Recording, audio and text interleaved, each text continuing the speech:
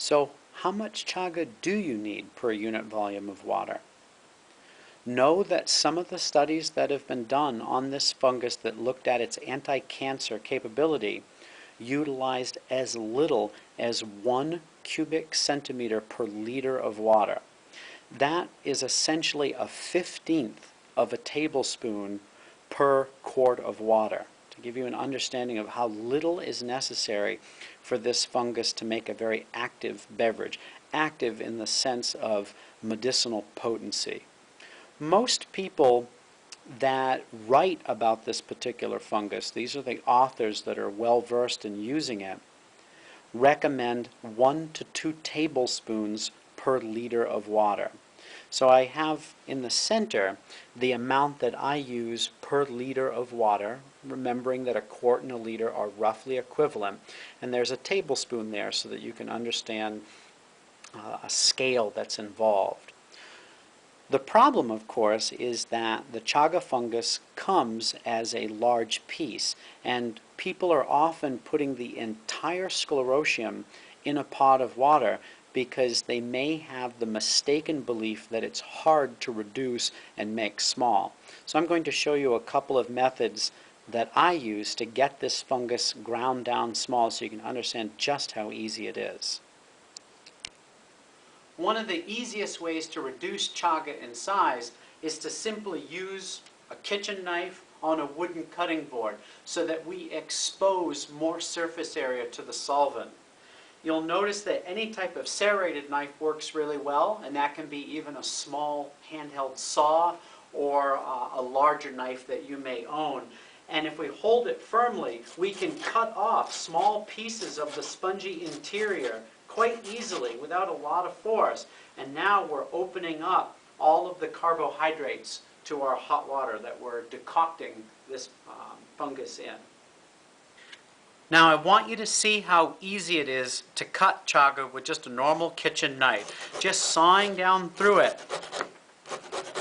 I can create that ground material that I need to make an effective decoction by simmering this for a long period of time. It takes very little effort, and I already, in 10 seconds of effort, have enough for an entire liter of beverage that I can make from this. And once you get it ground down or cut down to a smaller size, you can always store it for later use, such as in a mason jar or in a tin. If you lack a knife and a cutting board, then you can simply create a mano and matate, or essentially a glorified mortar and pestle, using just a large flat stone and something as a hammer stone so that you can strike the chaga. The chaga always remains a little bit brittle. It's unlike other fungi that when they dry and you pound them, they often simply smash down because they're a lot more spongy. Chaga has just a bit of brittleness so that if I were to strike a portion of it, I can break pieces off. And there, I can further reduce them with my hammer stone. You'll notice that the exterior is more brittle, and it tends to scatter around if you don't strike it carefully, whereas the center, where all the carbohydrates are, tend not to fly around because they're much more spongy, but they reduce really nicely. It's one of the reasons why I prefer a large wooden mortar and pestle. And then I have a hollow cavity that things collect in, and as I strike with my wooden pestle, they tend not to fly around so much. So this is the tool that I use to reduce chaga.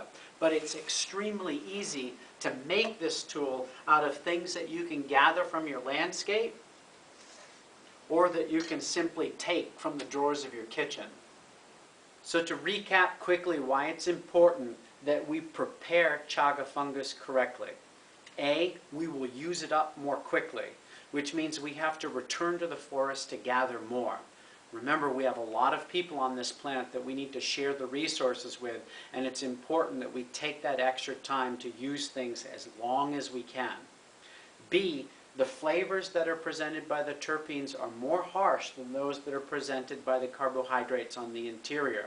If you were presenting this medicine to someone who was new to natural remedies, they may be turned off to using something that is extremely beneficial, even when used in conjunction with modern therapies, and they would lose out on the medicinal benefits of this fungus.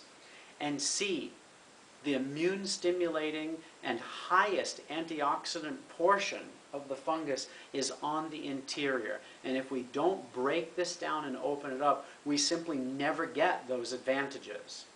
It's important that we use this fungus because we'll come to know it and we will come to cherish it, which means that we'll protect those open spaces that harbor this fungus. If you happen to have places in your town where this fungus grows, protect them, because when it gets converted to just another parking lot for another shopping mall, yes, those stores will be filled with items that increase the convenience of our life, but they do nothing to promote our long-term health.